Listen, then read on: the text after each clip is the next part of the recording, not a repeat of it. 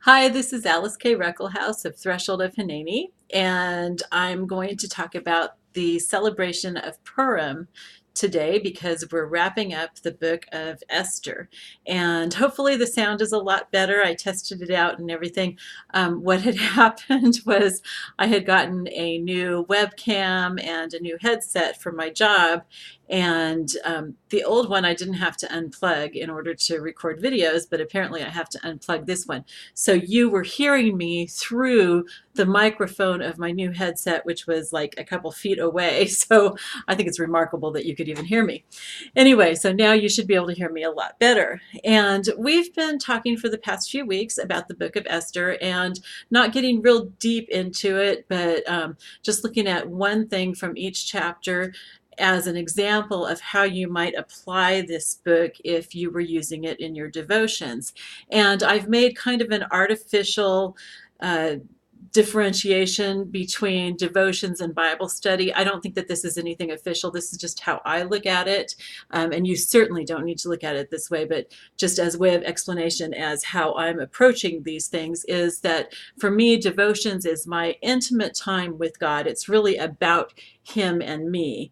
And the Bible is a lot of how I grow closer to God, how we hear from God. It's our main way of hearing from God.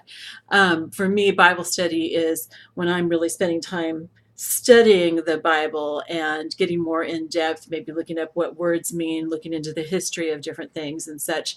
And so I'm not really doing that in my devotional time. So hopefully that makes sense to you and that helps you to understand my approach here. But that's certainly not the way that you need to approach it.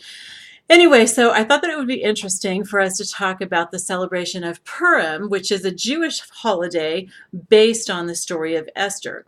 It's actually a way of remembering what God did for his people in the story of Esther. And I mentioned that I would talk about why I think that it's very beneficial for Christians to celebrate Purim at least once. I think that it's important. Maybe I shouldn't say important, it's beneficial. It's not necessary, but I think that it is very helpful for us as Christians to actually celebrate or become involved in the celebration of each of the Jewish holidays at some point in our lives because it helps us to understand the Bible better. It's kind of like, you could learn about China and or some other country and read all about it, watch movies about it and everything, but actually going to that place and experiencing it is a whole different thing and helps you to understand it a lot better. And so much of the Bible, even the New Testament, depends on an understanding of these holy days, which reflect and remind us of what God did throughout the Bible. In fact, we're going to be looking at Passover soon because Passover is coming up, and because I just think that Passover is really important to us as Christians because this is where Jesus established the Lord's Supper, or what we often call the Eucharist or communion. And understanding Passover and experiencing it can make a huge difference in your understanding of the Lord's Supper. In fact, I've had a number of pastors who have celebrated Passover with me, or where I've come and talked in their church about Passover, and they've said that they will never look at the Lord's Supper quite the same because it's really changed their understanding of it and made it a lot more meaningful.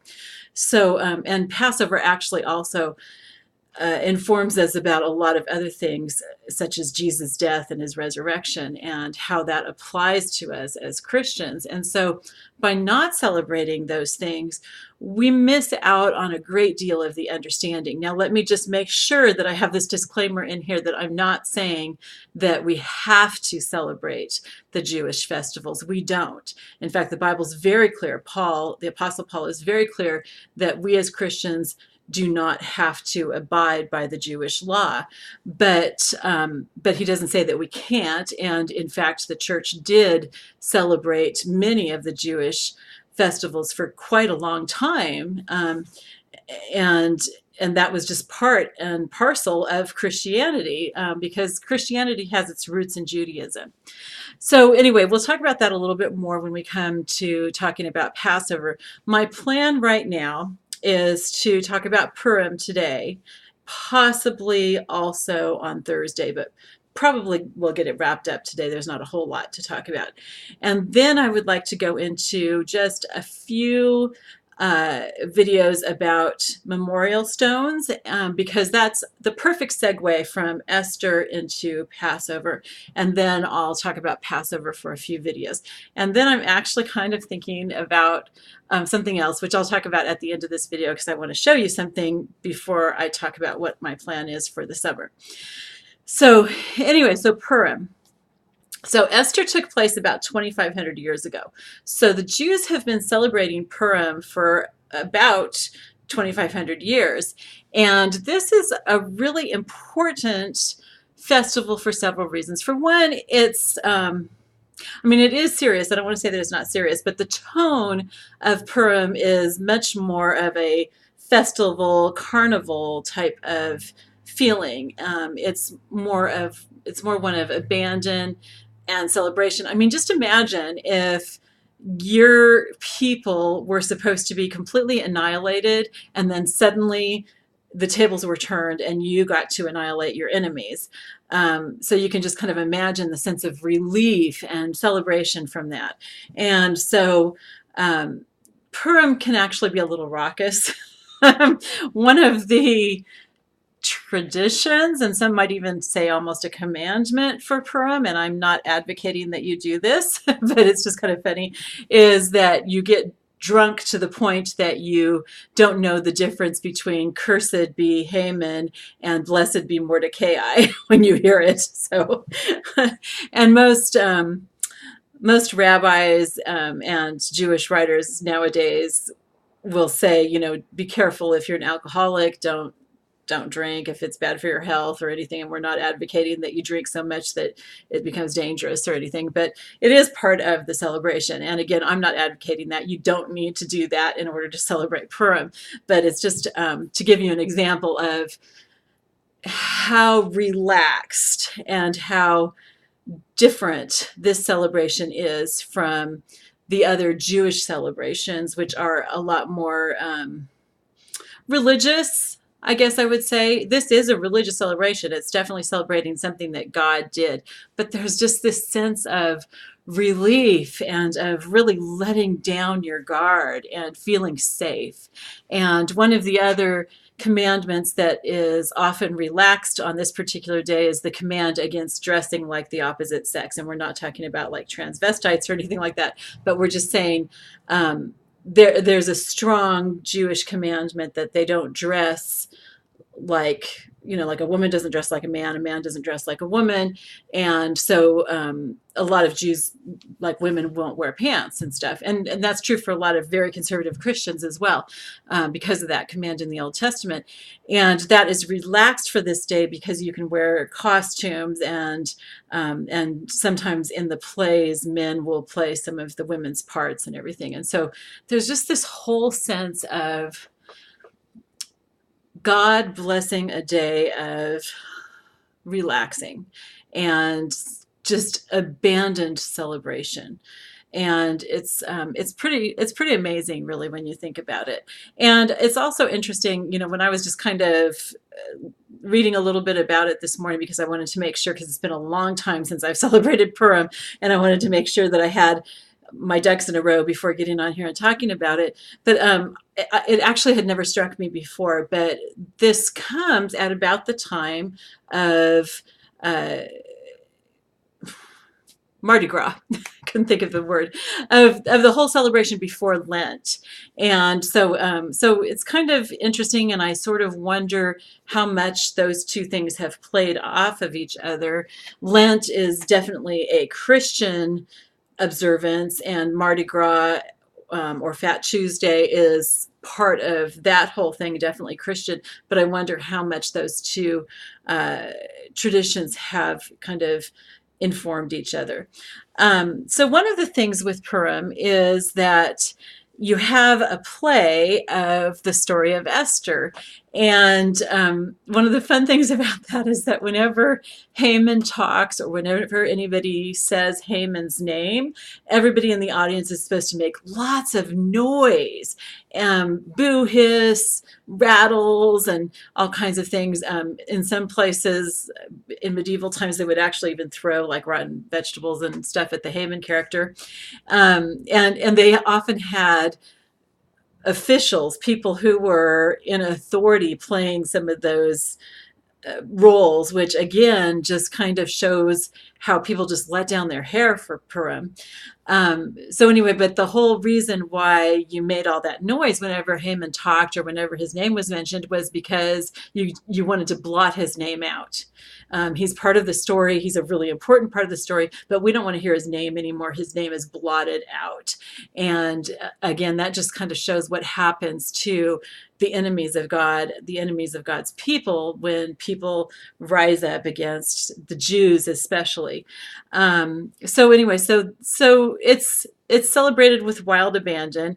One of the important things about Purim is that gifts are given to friends and to the poor. And so part of the preparation for that is making these little bags of gifts that you can give out to your friends, and then also the giving of money, especially to the poor.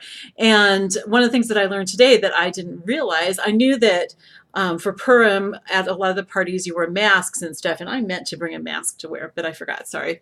Anyway, so one of the things is that you wear a mask. Well, I found out that one of the reasons for that is to give dignity to the poor as they go from door to door asking for alms from their Jewish neighbors, because the Jews are supposed to give money to the poor on Purim. And so I thought that was interesting, and it also sounds a lot like trick-or-treating, right? So it's just kind of funny how like a lot of these different things, especially between Christianity and Judaism, have tended to play off of each other and maybe give each other ideas of ways to celebrate. And I think that that's really cool. One of the things that you give to your friends on Purim is these little triangular cookies. And I do not know how to pronounce the name of them, but what it means is Haman's pockets. It's called Haman's pockets, but it's supposed to remind them of his three-cornered hat. So I'm not quite sure what that has to do with each other. But anyway, it's these little three-cornered cookies that are filled with jam.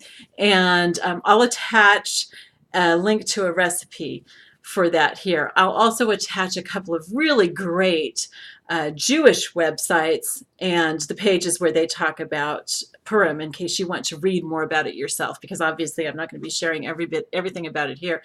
And there's just a lot of really interesting stuff and everything like that. So another thing that they sometimes will have at celebrations of Purim is a beauty contest, and that's of course to remember Esther and the whole beauty contest kind of thing that she went through to become queen. And then another reason why people wear costumes and masks, and this one I was aware of before, and I think that this is very significant, is because there is the theme of hiding, of things being hidden all throughout the book of Esther. For example, God is never mentioned, but he's definitely part of this. I mean, they fast, they pray. Who are they praying to? They're praying to God. And so there's definitely the understanding that God is behind the scenes, bringing all this together, making the things work out exactly right. I mean, like Mordecai, when he discovered the plot against the king and reported it, thus saving the king's life, he was never rewarded for that. But then the night before, Haman wanted to ask the king for permission to hang Mordecai on a tall gallows, which the king probably would have given him permission because Haman was like his right-hand man. The night before that was supposed to happen, the king couldn't sleep, and so he had somebody read to him from the history, from the records, the kind of journal of what had happened, and he realized that he had never rewarded Mordecai, and so because of that, that saved Mordecai's life and also really humiliated Haman. And you can read Esther, to get more about that, and I talk about that in one of the previous videos in this series. But anyway, just you can see how God is working out the timing very, very intricately throughout this whole thing. So while God is doing all this, he's hidden. He's kind of behind the scenes in this.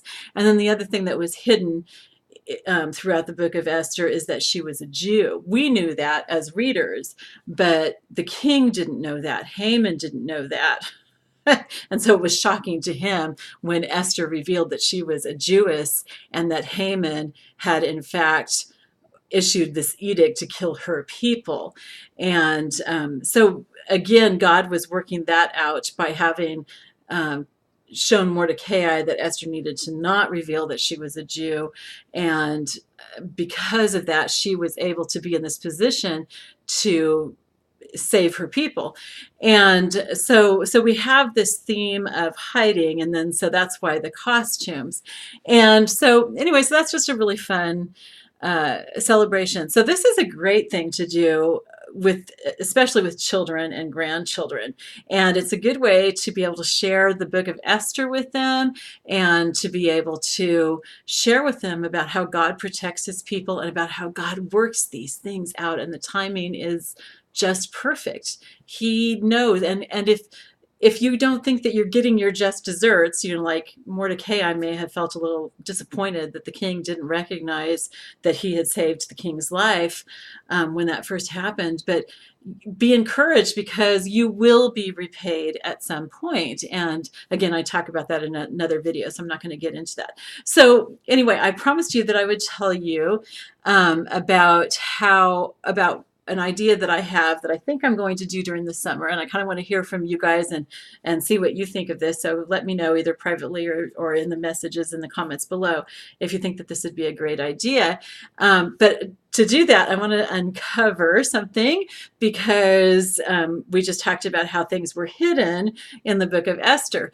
And it's something that sometimes I think, oh, I'm sure that this is obvious, but I found out that it's not as obvious as I thought. What I have behind me is not really the room that I'm in. It's just a backdrop, and I'm going to show you here. You can see there's the top. It's just paper. It's I use clothespins to put it up there. And the reason that I have that, okay, let's see if I can get this back. Okay, so the reason that I have that there is because I teach Chinese children in China online. I teach them English every day, and we moved most of our furniture and everything, our clothes and everything, up to our mountain house almost a year ago, 10 months ago, I think, because we thought that we were going to move there until the very last minute when the sale of this house fell through. And of course, we didn't want to spend the energy and the money moving everything back here again when we're eventually going to move up there. So we're living in this house with very little furniture or anything else. It's just kind of, in some ways it's a little inconvenient, and in other ways it's just really cool. It's really nice to not have so much stuff. But anyway, so I needed something for a background. So I change these out occasionally, and I have a Christmas background. I have a fall trees background, and I found out that some of my kids actually thought I was sitting outside teaching them. Anyway, so I was telling one of my students about that we don't have much furniture, and he said, well, you have a lot of stuff. And I said, oh, no, this is just a photo backdrop and everything. So anyway, all that to tell you, and to use the whole Esther thing of things being hidden, but all that to tell you that pretty soon I'm going to be changing this backdrop. And I was trying to figure out, because the backdrop that I want to use is a superhero cityscape, and I didn't think that was really appropriate to doing these videos about the Bible. And so I was like, okay, should I keep this one to keep putting on top of it, which would be a real pain because it's up pretty high and I'm really scared of heights and everything. And then the thought occurred to me that I could use the superhero background, and during the summer we could actually look at superheroes of the faith, which would be really cool because I love Christian biographies. So I want to know what you think about that, because this would be something that would go along with this whole theme that we've had going with Esther, and which I'm going to be talking about with memorial stones and Passover, is the fact that you can build your faith by learning about what God did for others. So anyway, let me know what you think of that, because that's what I'm kind of leaning towards. But if you're not interested, then I'll do something else, maybe something directly from the Bible. So let me know what you think. And in the meantime, I hope that you will consider celebrating Purim this year with your family in one way or another. You don't need to get drunk. I'm not advocating that, but the rest would be really fun. Maybe make the cookies, maybe give gifts to your friends to share with them about the book of Esther and about how that has helped your faith, and to maybe remember some things that God has done for you specifically, maybe not on the level of, being saved suddenly from death, but just something that God has done for you. It's a really great way to share that and to remember it. All right, so I will see you all on Thursday, and we'll be talking about memorial stones. And in the meantime, I love you all. Goodbye.